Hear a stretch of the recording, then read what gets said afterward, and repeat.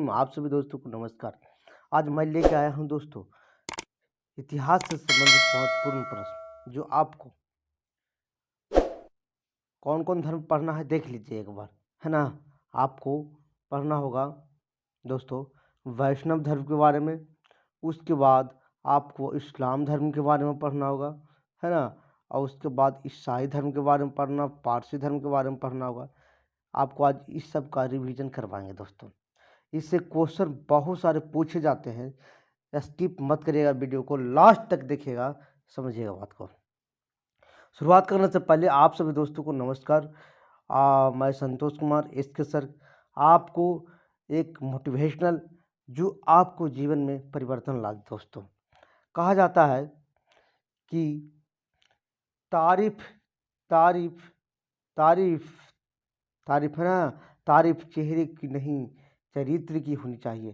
तारीफ चेहरे की नहीं चरित्र की होनी चाहिए। अच्छा चेहरा बनाने में बस कुछ मिनट लगते हैं दोस्तों। अच्छा चेहरा बनाने में कुछ मिनट लगते हैं, लेकिन अच्छा चरित्र बनाने में पूरा जीवन चला जाता है दोस्तों, पूरा जीवन चला जाता है। एक कहना था एक डॉक्टर APJ अब्दुल कलाम को, और उनका बात को अभिवादन मैं कर रहा हूँ इसके सर संतोष कुमार। ठीक है दोस्तों, अगर आप मेरे चैनल पर पहली बार आप आए हैं तो सबसे पहले लाइक कर दीजिए, उसके बाद सब्सक्राइब कर लीजिए दोस्तों, उसके बाद बेल आइकन घंटी को जरूर दबाइए, उसके बाद शेयर कर दीजिए। आज संतोष कुमार इसके सर आज आपको इतिहास से संबंधित में वैष्णव धर्म को बताने रिवीजन कराना चाह रहा है। ये दरोगा से संबंधित या बिहार पुलिस या BPSC से संबंधित रिवीजन चल रहा है दोस्तों। क्या होता है कि बहुत सारे एग्जाम में कुछ न कुछ एग्जाम पूछे जाते हैं क्वेश्चन, और बहुत सारा याद रहता है, लेकिन रिवीजन ना रहने के कारण क्या होता है कि भूल जाते हैं और कन्फ्यूजन हो जाता है। वही रिवीजन आपको मैं करा रहा हूँ। आप अगर पढ़े लिखे होंगे तो रिवीजन कर लीजिएगा। ठीक है दोस्तों, वैष्णव धर्म के विषय में प्रारंभिक जानकारी उपनिषदों से मिलता है। ध्यान रखिए, वैष्णव धर्म के बारे में सबसे पहला जानकारी उपनिषदों से मिलती है। इसका विकास भागवत धर्म से हुआ। कौन सा?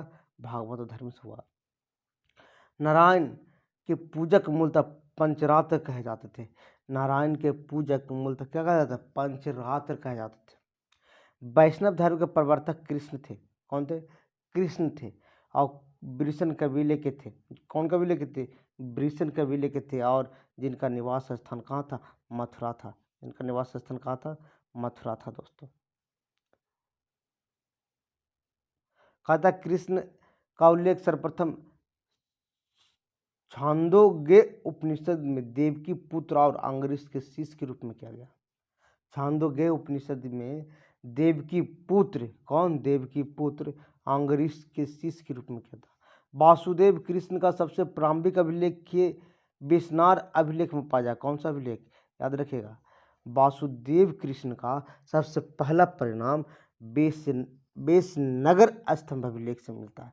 बेसनार नहीं, बेसनगर स्तंभ अभिलेख से मिलता है। विष्णु के 10 अवतारों का उल्लेख मत्स्य पुराण में मिलता है। विष्णु का 10 अवतारों का पुराण कहाँ? मत्स्य पुराण में मिलता है।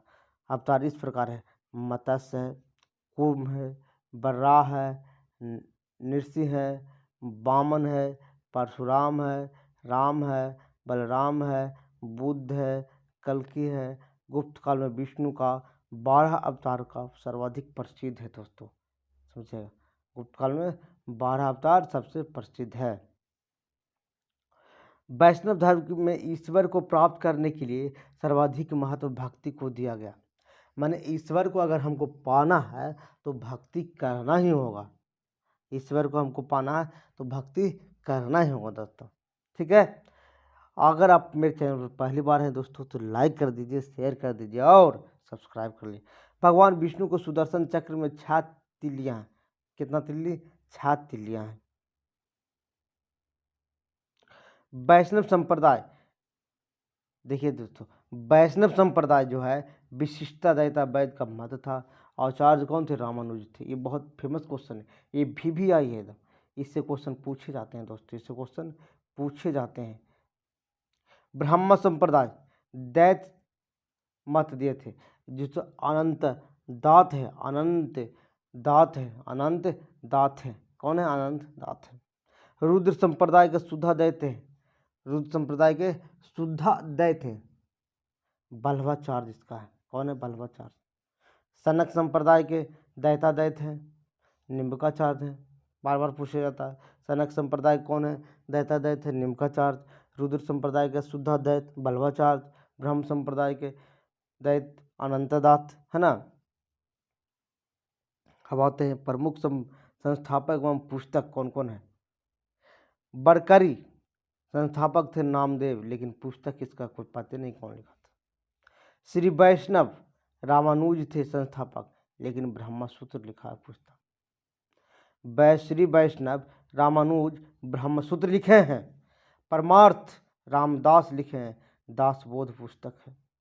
राम भक्त रामानंद लिखे हैं, अध्यात्म रामायण लिखा है। बने रहेगा चैनल पर दोस्तों, लाइक कर दीजिएगा, शेयर कर देना और सब्सक्राइब कर लेना है। कहा जाता है अंकोर वाट का जो मंदिर कंबोडिया में, अंकोर वाट का जो मंदिर कंबोडिया में, कंबोज के राजा सूर्यवर्मन द्वितीय, कौन? सूर्यवर्मन द्वितीय 1113 ईस्वी से 1150 ईस्वी, यानी 1113 ईस्वी से लेकर के 1150 ईस्वी तक ही बनवाया गया था। इस मंदिर में लगभग 10.5 फीट ऊंची, यानी 10.5 फीट भगवान विष्णु की मूर्ति है। 10.5 फीट ऊंचा भगवान विष्णु का मूर्ति है। अब आ जाना है दोस्तों इस्लाम धर्म के बारे में, है ना। इस्लाम धर्म संस्थापक हजरत मोहम्मद साहिब थे दोस्तों। इस्लाम धर्म के संस्थापक हजरत मोहम्मद साहिब थे। अगर आप मेरे चैनल पर पहली बार हैं दोस्तों तो लाइक कर दीजिएगा, शेयर कर देना है और सब्सक्राइब कर लेना। हजरत मोहम्मद साहब का जन्म 570 ईस्वी मक्का में के प्रमुख कुरैश कबीले में हुआ था। कौन सा? कुरैश कबीले में हुआ था हजरत मोहम्मद का जन्म। 570 ईस्वी में मक्का पड़ता है में, मक्का में कुरैश कबीले, कौन सा कबीले? कुरैश कबीले में हुआ था। उनके पिता का नाम अब्दुल्ला और माता का नाम अमीना था। पिता का नाम क्या था? अब्दुल्ला। माता का नाम क्या था? अमीना। उनका लालन पालन उनके चाचा अब्बू तालिब ने किया। अब्बू तालिब ने किया था। लालन पालन कौन किया था? अब्बू तालिब ने किया था। हजरत मोहम्मद साहब 610 ईस्वी में मक्का के पास हीरा नामक गुफा में ज्ञान प्राप्त हुआ। हजरत मोहम्मद साहब को पूछता है ज्ञान की प्राप्ति कब हुआ, तो 610 ईस्वी में हुआ था। मक्का के पास कौन सा? हीरा नामक गुफा में हुआ था।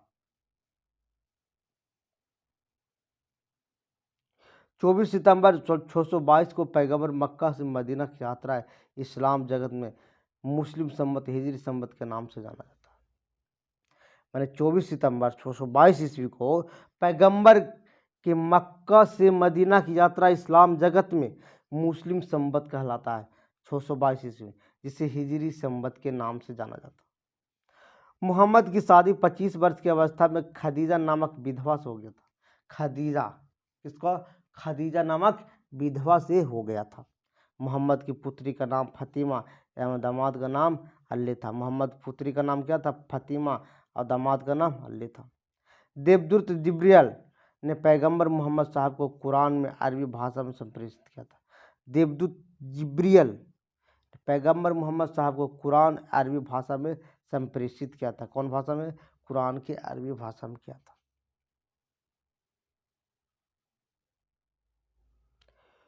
कुरान इस्लाम धर्म का पवित्र ग्रंथ है दोस्तों, याद रखिएगा। कुरान इस्लाम धर्म का पवित्र ग्रंथ। यह पवित्र ग्रंथ 114 अध्याय में बटी है। कितना अध्याय? 114 अध्याय में बटी, और 6360 इसमें पद है। पैगंबर मोहम्मद साहब ने कुरान को शिक्षा का उपदेश दिया। पैगंबर मोहम्मद साहब किसमें दिया? कुरान की शिक्षाओं का उपदेश दिया।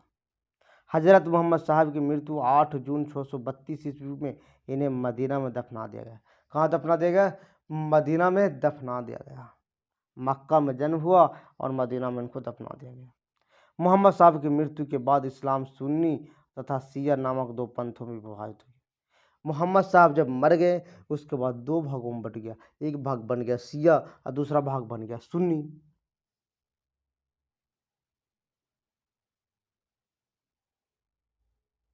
सुन्नी उन्हें कहते हैं जो सुन्ना में विश्वास करता है, और सुन्ना पैगंबर मोहम्मद साहब के कथनों तथा कार्यों का विवरण है।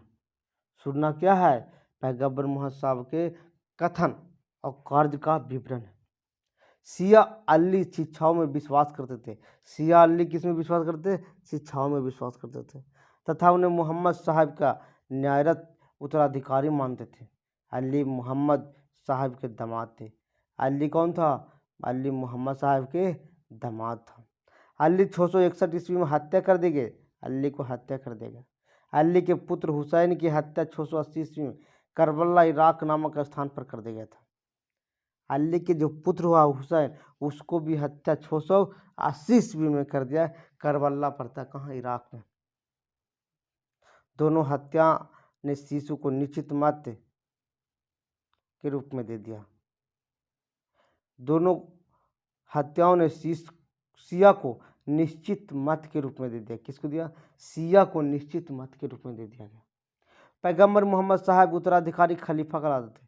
पैगंबर मोहम्मद साहब का जो उत्तराधिकारी होता था उसको क्या कहते थे? खलीफा कहलाते थे। इस्लाम जगत में खलीफा 1924 तक रहा। 1924 में तुर्की के शासक मुस्तफ़ा कमाल पाशा ने समाप्त कर दिया। मुस्तफ़ा कमाल पाशा क्या कर दिया? समाप्त कर दिया। तुर्की के 1924 तक के ही रहा खलीफा। इब्न इसाक सर्वप्रथम पैगंबर साहब के जीवनी को चरित्र लिखा था। इब्न इसाक आज पूछता भी है क्वेश्चन है, पूछता पैगंबर साहब का जीवन का चरित्र किसने लिखा? तो इब्न इसाक ने लिखा। मोहम्मद साहब पैगंबर के जन्मदिन पर ईद ए मिलाद उन नबी बनाया जाता, पर्व मनाया जाता है। ईद ए मिलाद उन नबी पर्व मनाया जाता है।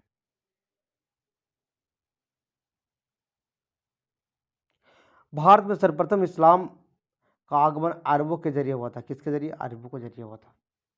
712 में अरबों ने सिंध जीत लिया और सबसे पहले भारत इसी जगह तक इस्लाम धर्म बना। भारत में इस्लाम एक महत्वपूर्ण धर्म बना कब? 712 ईस्वी में, जब अरबों ने सिंध पर जीत लिया। नमाज के दौरान मुसलमान मक्का की तरफ मुंह करके खड़े होते हैं और भारत में मक्का पश्चिम की ओर पड़ता है। मक्का की ओर दिशा को किबला कहा जाता है। मक्का की दिशा की ओर क्या कहा जाता है? किबला कहा जाता है। अब आते हैं ईसाई धर्म से संबंधित दोस्तों। इससे भी कुछ न कुछ बार बार पूछे जाते हैं। अगर आप मेरे चैनल पर पहली बार आए हैं तो लाइक कर दीजिएगा, शेयर कर दीजिएगा और सब्सक्राइब कर लीजिएगा। ईसाई धर्म के संस्थापक ईसा मसीह। दो प्रमुख ने, वह उनका प्रमुख ग्रंथ बाइबिल है। ईसा मसीह का जन्म जेरूशलम के निकट बैथेलम नामक स्थान पर हुआ था। इनके जन्म दिवस पर क्रिसमस मनाया जाता है। कब मनाया जाता है? क्रिसमस मनाया जाता है।